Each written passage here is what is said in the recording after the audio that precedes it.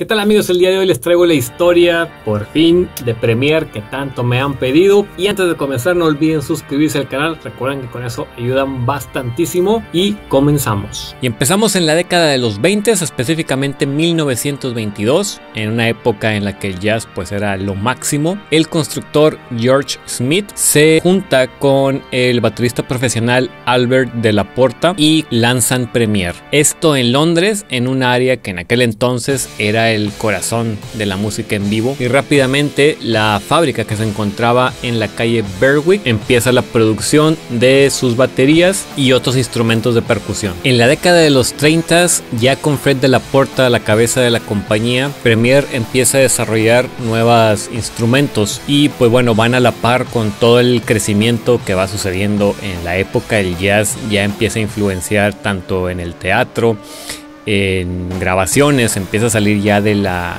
escena underground, que era como se conocía el jazz, y empieza a influenciar prácticamente todo lo que tenga que ver con música. Y pues obviamente Premiere empieza la batalla pues para conseguir bateristas que empiecen a mover la marca, y ya en esta década es cuando Premiere lanza la frase 9 de cada 10 bateristas usan Premiere, teniendo gente como George Firestone, Max Abrams, Ray Ellington, Max Bacon.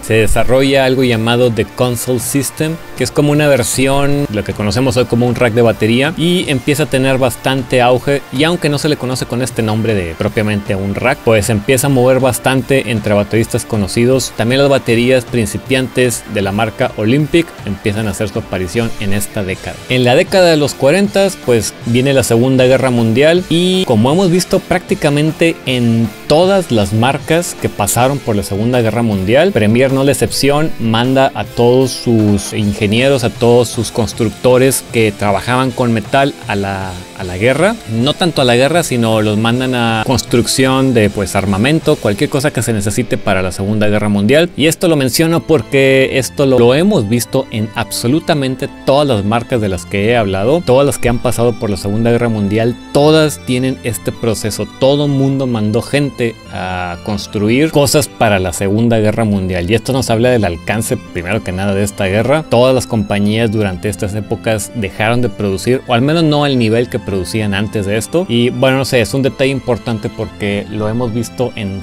todas, absolutamente todas las marcas que han pasado por la Segunda Guerra Mundial. Y bueno, ya después de todo este asunto empieza la década de la Big Band, música súper popular ya en Inglaterra, que obviamente estaba muy influenciada por las grandes big bands que venían de América. Ya en la década de los 50, las big bands, los grupos de jazz pequeños, empiezan a hacer su aparición en radio, y pues son el pico del entretenimiento en todos lados. Grandes bateristas de la época que tocaban Premiere: Eric Delaney, Tony Kinsey, Tony Crombie y Norman Burns son las grandes estrellas radiales de este tipo de música. Los sets Premiere empiezan a evolucionar, la que llamamos ahorita rack, que no es un rack, ya dijimos, la consola o trampa que también se le conocía, empieza a mutar y convertirse un tanto más como la batería como la conocemos hoy en día. Grandes productos aparecen de Premiere, como el pedal 250, los platillos Sin, que en la vida los había escuchado, parches Everplay, que tampoco en la vida los había escuchado. Bueno, justamente esto hace que Premiere se empiece a desprender de los competidores. En esta misma época, muchos de los sets Premiere ya empiezan a tener los stands cromados, cosa que hoy día es la cosa más común en absolutamente todas las marcas, y ahorita ya lo damos como por hecho que así fue, creemos que así siempre ha sido. La verdad es que Premiere fue el primero en hacer hardware cromado para la batería. Los 60 fue una gran época para Premiere, ya que empiezan a aparecer colores que ninguna otra marca tenía. Los nuevos ajustes, lo simple de las baterías, como las de 4 piezas 54 y 58, tenían mucha demanda con gente como Bobby Elliott, que tocaba con The Hollies, e incluso con Keith Moon, que tocaba con The Who. E incluso este dato que no sabía, bueno, hay muchos que no sabía, pero este en particular me llamó la atención. Ringo Starr, en la época cuando empezaba con los Beatles, aparece en algún lado tocando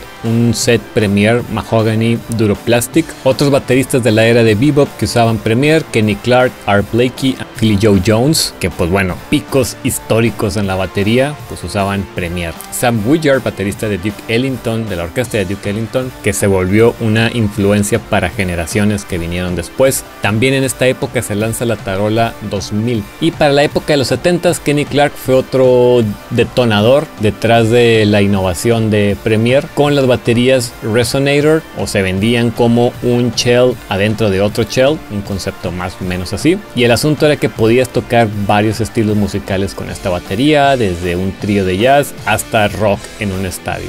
El punk rock empieza a explotar en esta época y más, obviamente, en Inglaterra.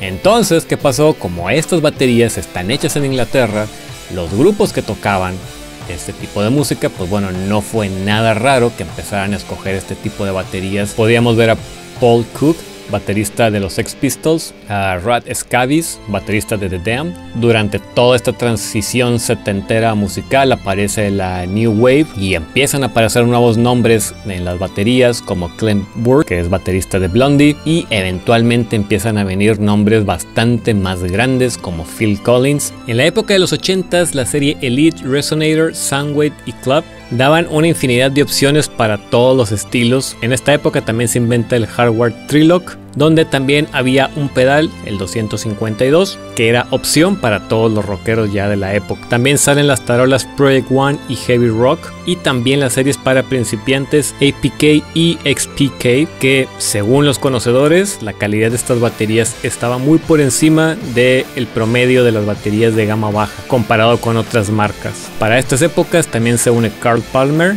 de Asia, Rod Morgenstein, Dixie Drex de Winger, el gran Harvey Mason, un gran baterista de sesión. En los 90 Sonor introduce una de sus baterías más conocidas, la Signia y la Genista. Por el 75 aniversario en 1997 se hacen unas ediciones especiales de estas dos series para conmemorar esta celebración. En esta época se unen a Premier Nico McBrain, baterista de Iron Maiden, Brad Wilkes, baterista de Rage Against the Machine, Philip Selway, baterista de Radiohead, por nombrar algunos. Ya para los 2000 se hace la serie Artist, la serie Cabria, la serie Modern Classic, a lo cual también se suma Donovan Hepburn de Take That, Chris Sharrock de Oasis. Pues ahí lo tienen, amigos, la historia de Premier. Síganme dejando en comentarios qué otras historias quieren que haga. No olviden suscribirse al canal, darle a la campanita para que les llegue la notificación cada que suba un video nuevo. Mi nombre es David Adrián y nos vemos hasta la próxima.